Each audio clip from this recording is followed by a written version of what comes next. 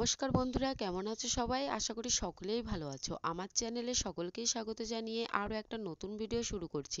শীতকালে সংসারে কাজকর্মের পাশাপাশি টালি দিয়ে মোড়া ছোট্ট ঘরটা কিভাবে পরিষ্কার করি তারই একটা ছোট্ট ভিডিও নিয়ে তোমাদের সামনে হাজির হয়েছি। শীতকালে সকাল সকাল ঘুম থেকে উঠে সকালের জলখাবার বানানো কমপ্লিট হয়ে গেছে, তারপরে আঁচটা নিয়ে সোজা চলে আসলাম যেখানে একটু রোদ্দুরটা পড়ে আর কি। তো এই আঁচের যে মাটিগুলো বসানো হয়েছিল একেবারে না মোটা করে, তাই তো রান্না করতে গিয়ে অনেকবার কিন্তু এই মাটি ভেঙে ভেঙে পড়ে গেছে। তাই ভাবলাম যে মাটিগুলো সমস্ত কিছু বের করে দিই, পরবর্তীতে মাটিগুলো ভিজিয়ে রাখবো যাতে আবার নতুন করে আঁচটা পাততে পাততে পারি। সমস্ত মাটিগুলো আমার বের করা হয়ে গেছে, এবার জল দিয়ে বেশ কয়েক ঘন্টা কিন্তু ভিজিয়ে রেখে দেবো, কারণ মাটি একেবারেই কিন্তু শক্ত হয়ে গেছে। কয়েক ঘন্টা যদি ভিজিয়ে রাখি তাহলে কিন্তু নিমেষেই মাটিগুলো নরম হয়ে যাবে, পরবর্তীতে কিন্তু এই মাটি দিয়েই আবার এই আঁচটা কিন্তু পেতে নিতে পারবো। ঘর পরিষ্কার করার আগে ভাবলাম যে কিছু জামা প্যান্ট রয়েছে সেগুলো একটু গরম জল করে হালকা, তাতে একটু সার্ফের জল দিয়ে কিছুক্ষণ ভিজিয়ে রাখি। জামা প্যান্টগুলো ভিজতে থাকবে, তার মধ্যে কিন্তু আমি ঘরের কাজগুলো সেরে নেব। আজকে সেরকম কিছু কাচাকুচি করার ছিল না, কটা বিছানার চাদর তার পাশাপাশি আমারই দুটো তিনটে নাইটি ছিল। তো এখানে জামা প্যান্টগুলো ভিজতে থাকুক, ততক্ষণে আরেকটা কাজ সেরে আসি। তো আমাদের বাড়িতে আসার সময় আমার মাসি শাশুড়ি লঙ্কা এনেছিল, তো সেই লঙ্কারই যাতে চারা তৈরি করি। তাই তো লঙ্কাগুলো একেবারে কিন্তু শুকিয়ে লাল হয়ে গেছে, তো তার থেকে বীজগুলো সংগ্রহ করে এই যে একটা টবের মধ্যে কিন্তু মাটিও আমি ভর্তি করে নিয়েছি। এবার কিন্তু বীজগুলো আমি ছড়িয়ে দিচ্ছি। এর উপর দিয়ে আবার হালকা করে কিন্তু মাটি আমি দিয়ে নেব। 4-5 দিনের মধ্যেই কিন্তু আবার গাছ কিন্তু হয়ে যাবে। মাটি যেহেতু ভেজা ছিল তাই কিন্তু আর নতুন করে জল আমি আর দেইনি। তো বীজগুলো একটু ছড়িয়ে দিয়ে উপর দিয়ে হালকা করে মাটিগুলো কিন্তু আমি ছড়িয়ে দিয়েছি। এবার এই টবটা একটা নির্দিষ্ট জায়গায় কিন্তু রেখে দেবো, আর প্রত্যেকদিন সকাল আর বিকালের দিকে হালকা করে কিন্তু জলের ছিটা দেবো।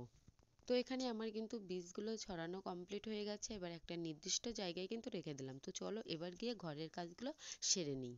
ঘরে এসে সবার প্রথমে বাসি বিছানাটা কিন্তু আমি তুলে নিয়েছি, আর অন্যদিকে আমার শ্বশুর শাশুড়ি মায়ের রুমেরও কিন্তু আমার বিছানা তোলা কমপ্লিট হয়ে গেছে।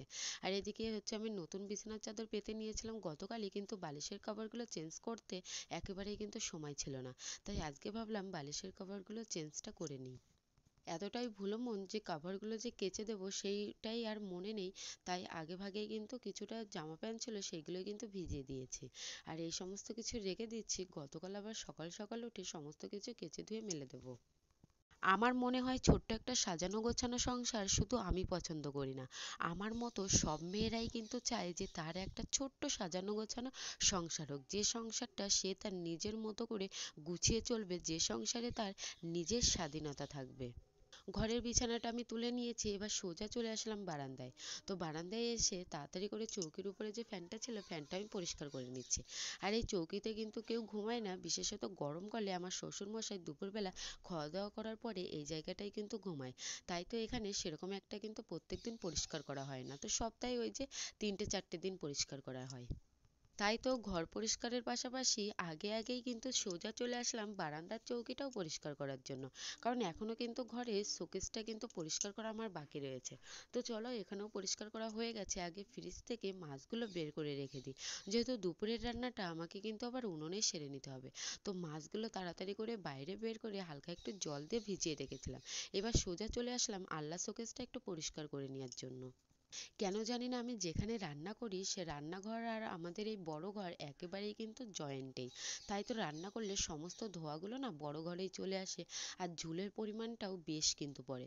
তো সপ্তাহে অন্তত একটা দুটো দিন যদি ঝুল যদি না ঝাড়া হয় তাহলে কিন্তু ঘরের দিকে আর তাকানোই কিন্তু যায় না। তাই তো আমাকে শীতকাল হোক বা গরমকাল হোক না কেন এইভাবেই কিন্তু কষ্ট করে পরিষ্কার করে নিতে হয়।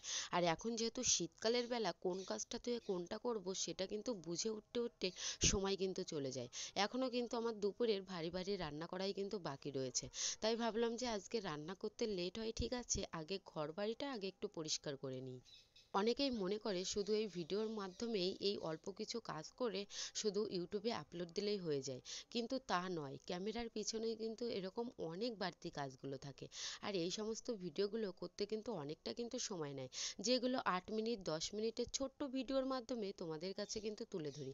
কিন্তু একটা সংসারে কতটা কাজকর্ম থাকে সেগুলো কিন্তু বাস্তব আকারে সমস্ত কিছুটাই কিন্তু তুলে ধরা সম্ভব হয় না। তো এখানে আমি আলনার শোকেসটা একটু পরিষ্কার করে নিয়েছি হালকা একটা সুতির ন্যাকড়া দিয়ে। আর এখন আমি সমস্ত জামা প্যান্টগুলো পরপর করে কিন্তু সাজিয়ে গুছিয়ে রাখছি। তো চলো, ঘরের কাজ মোটামুটি কমপ্লিট করে নিয়েছি। আরও অনেক কাজগুলো ছিল, সেগুলো কিন্তু আর তোমাদের সঙ্গে শেয়ার করতে পারিনি। এখনও কিন্তু যে সকালবেলা জামা প্যান্টগুলো ভিজিয়ে রেখেছি এখনও কিন্তু কাচতেই ভুলে গেছি। তার পাশাপাশি রান্নাটাও করে নিতে হবে, যেহেতু শীতকালের বেলা। দেখতে দেখতেই কিন্তু বেলা পার হয়ে যায়, আর মনে হয় যে রোদ্দুরটা চলে গেলেই মনে হয় যে একেবারেই কিন্তু সন্ধ্যা ঘনিয়ে আসছে। আজকে বেশ ভালোই কিন্তু রোদ্দুর ছিল। তাই এখানে তাড়াতাড়ি করে সোজা চলে আসলাম ঘরের কাজটা করেই সোজা উনুন ধারে রান্নাটা সেরে নেওয়ার জন্য। আজকে মাছের মাথা দিয়ে বাঁধাকপি রান্না করব, তাই তো মাছের মাথাটা একটু শিলনোড়ায় ভালো করে একটু থেতো করে নিয়েছি। তার পাশাপাশি মাছের মাথাটা বেশ ভালো করে ধুয়ে নিয়ে লবণ আর হলুদ মাখিয়ে কড়াইটা গরম করে তার মধ্যে সর্ষের তেল দিয়ে তেলটা বেশ ভালো করে গরম করে নিয়ে মাছের মাথাটা কিন্তু ভেজে নিলাম। এবার এর মধ্যে আদা বাটা, জিরে বাটা, কাঁচা লঙ্কা দিয়ে বেশ ভালো করে মাছের মাথার সঙ্গে মিশিয়ে নিয়ে সিদ্ধ করে রাখা বাঁধাকপিটা কিন্তু দিয়ে দেবো। তোমাদের কাছে একটাই অনুরোধ, আমার ভিডিওগুলো যদি ভালো লেগে থাকে তাহলে অবশ্যই চ্যানেলটিকে সাবস্ক্রাইব করে যে আমার পাশে থেকো, সঙ্গে থেকো।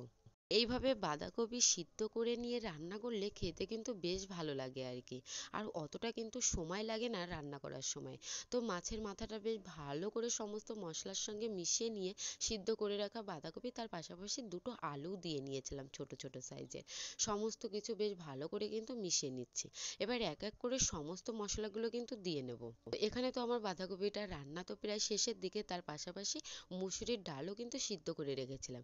এবার এর মধ্যে কিন্তু কুচানো পেঁয়াজ, আদা বাটা, জিরে বাটা দিলাম, লঙ্কার গুঁড়ো, একটু মিট মশলা, লবণ, হলুদ, তার পাশাপাশি বেসন দিয়ে বেশ ভালো করে কিন্তু মিশিয়ে মাখিয়ে নেব। আজকে ভাবলাম মুসুরির ডালের বড়া তৈরি করব, আর এইভাবে পেঁয়াজ, আদা বাটা, রসুন বাটা দিয়ে বড়া তৈরি করলে তার পাশাপাশি একটু লঙ্কা কুচানো হলে কিন্তু খেতে বেশি ভালো লাগে। যেহেতু আর আমার হাতে সময় ছিল না, তাই লঙ্কার গুঁড়োটা দিয়েই কিন্তু মাখিয়ে নিয়েছি। এবারে বড়াগুলো কিন্তু গরম তেলে আমি ভেজে নিচ্ছি।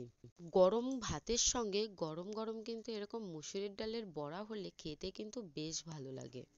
প্রায় 2 সপ্তাহ আগে আমার শ্বশুরমশাই বাজার করে এনেছিল, একেবারে অনেক করেই। সেই বাজারগুলোই কিন্তু এতদিন ধরে খাওয়া হচ্ছে, আর সবজির বাজার একেবারেই কিন্তু শেষ হয়ে গেছে। তো আজকে আর সেরকম কিছু রান্না করতে পারলাম না, একেবারে অল্প পদের মধ্যে দিয়েই আজকে কিন্তু দুপুরের রান্নাটা সেরে নিয়েছি। আর একটা ছোট করে মাছের ঝালও কিন্তু আমি রান্না করে নিয়েছিলাম। এদিকে বড়াগুলো কিন্তু আমার লাল লাল করে ভেজে নিয়েছি, এবার কিন্তু আমি বাটিতে তুলে নেব।